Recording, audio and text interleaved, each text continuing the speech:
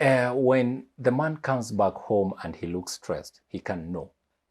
I mean, she can know. She can tell that this man today is stressed, and occasionally she will ask, "Boss, you look tired today. Is there anything I can do to, to make you feel better?" And if she's allowed, she will. Are men naturally wired to cheat? Or is it just a belief that many women globally share? Now, to help us understand this, I'm going to give you a background story.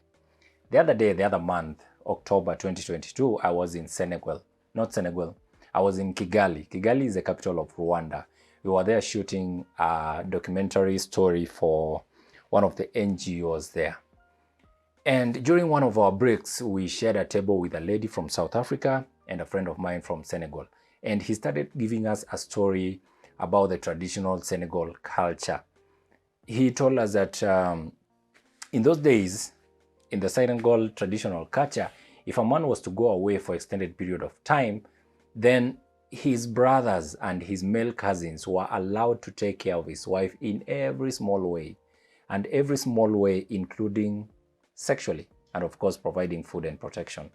So much so that if the wife, if the man came back and found the wife pregnant or breastfeeding a small child, it wouldn't be a cause for alarm because, there is a new member of the community and the father is either the brother, the cousin, or the husband. So it was for celebration. And in the same manner, if a man was to visit another village, either for business or he was just passing by, or seeking refuge during war, then it was custom that he be provided by a young, beautiful lady to keep him warm for the night. Don't you think up to this point it was really beautiful being alive in the traditional African community?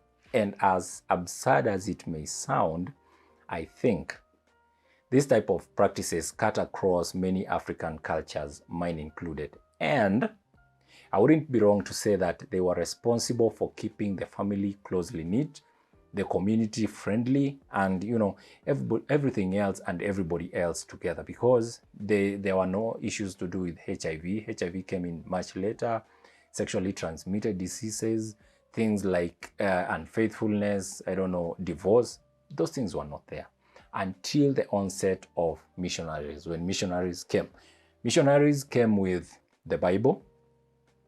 And the Bible introduced one man, one woman kind of union. Remember, in traditional African society, men were naturally polygamous. Even now, men are polygamous, only that we are forced to take one woman and spend the rest of our lives with her by force.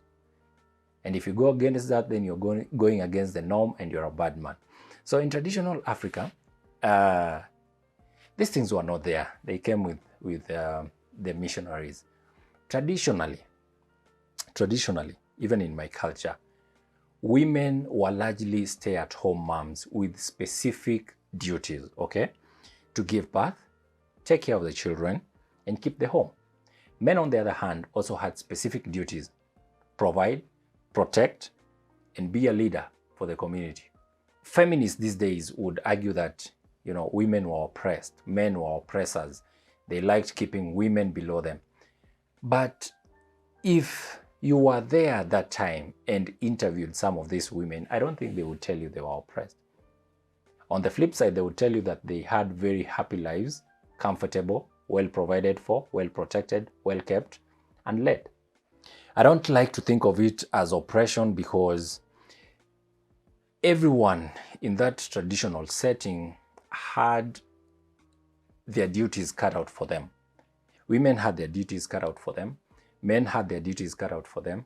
Children also had duties cut out for them.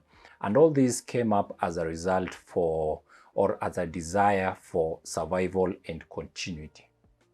So no, there was no oppression. Then slowly came in the industrial era.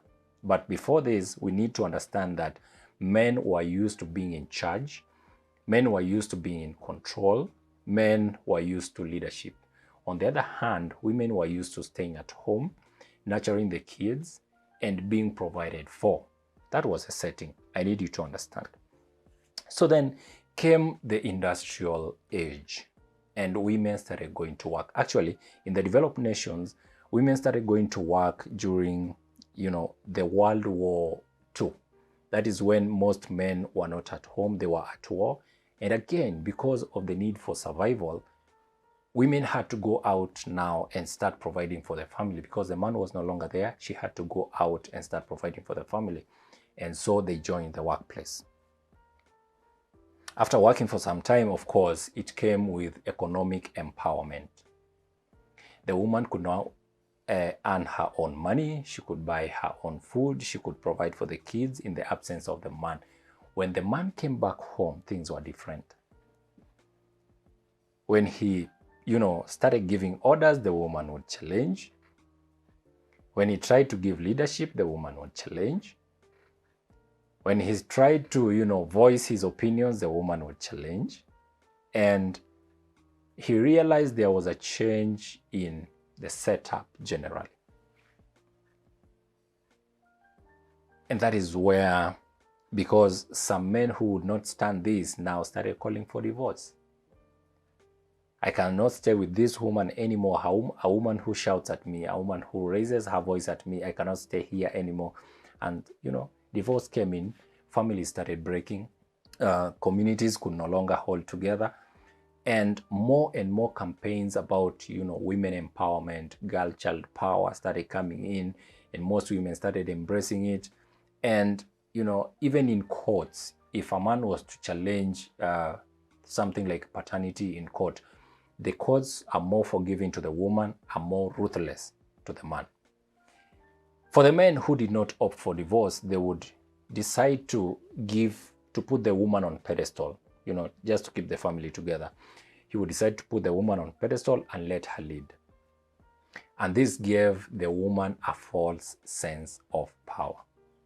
Remember, a man is wired to crave for control and leadership. And because of the cultural empowerment, because he cannot get it anymore at home, he will go seek for it in 3 places: at work, at the club or the bar, and at home, but in a different way.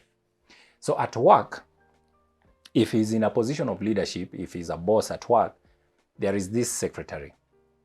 So the secretary will follow his orders. If he says, bring something to my tray, she will. If at 10 o'clock he says, Carol, let us call our secretary Carol. Carol, bring me a cup of coffee. Carol knows how many sugars he likes. She knows if he wants it black or white, and she will do exactly that.